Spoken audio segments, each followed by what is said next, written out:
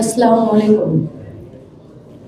সকলকে শুভেচ্ছা জানাচ্ছি। তাছাড়াও আমাদের প্রধান অতিথি, বিশেষ অতিথি, আমাদের যুব উন্নয়নের বিভিন্ন অধিদপ্তরের স্যারেরা আছেন, সকলকেই আবারও সালাম জানাচ্ছি। আসসালামু আলাইকুম।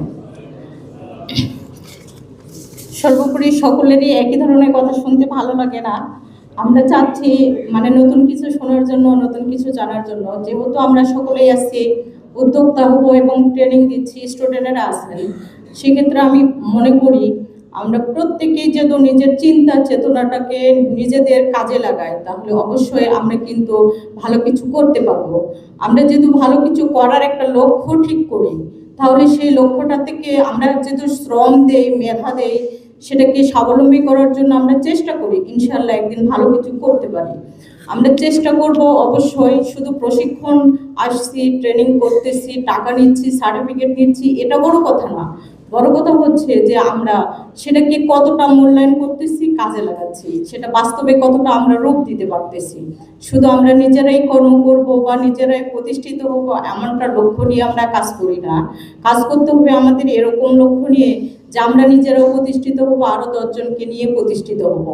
এই চেষ্টা রাখে, এই ভালোবাসা এবং আন্তরিকতা দিয়ে, সকলের সাথে সহমর্মিতা দিয়ে এবং সকলের সাথে একটা সুসম্পর্ক রেখে যেন আমরা কাজ করতে পারি, এই আশায় আমি অবশ্যই চাইব সকল যুব ভাইদের এবং বোনদের কাছে। আমি তাছাড়াও আমি একজন সংগঠক।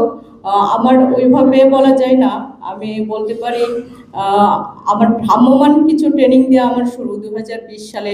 যখন আমি ভ্রাম্যমাণ ট্রেনিং নেই, তখন আমার সংস্থার 30 থেকে 40 জন নারীদেরকে নিয়ে আমি একটা গাভী মোটা তাজাকরণ এবং গাভীর দুধ উৎপাদনের একটা ট্রেনিং নিয়েছিলাম।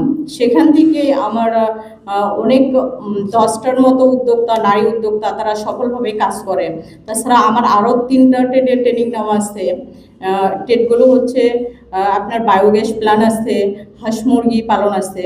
এখান থেকে অনেকেই আমাদের উপকৃত হয়েছে এবং সফল উদ্যোক্তা হয়েছে। একটা কথা সর্বোপরি প্রথমেই বলে আসছি আমি, যে শুধু নিজে করলে না, প্রত্যেককে যেন সেই কাজে আমরা লাগাইতে পারি, সে বিষয়ে কথা বলবো। সিএসডি যুব উন্নয়ন সংস্থা সারা আমরা যে কার্যক্রমগুলো করে যাচ্ছি, তা হচ্ছে মাদক প্রতিরোধের যে একটা কার্যক্রম।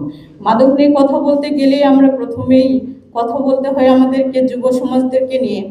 যারা স্টুডেন্ট সবেমাত্র চলতেছে, তারা অনেক সময় বিভিন্নভাবে বিভিন্ন প্রলোভনে তারা বিভিন্ন জায়গায় নিশ্চয়ই আসক্ত হয়ে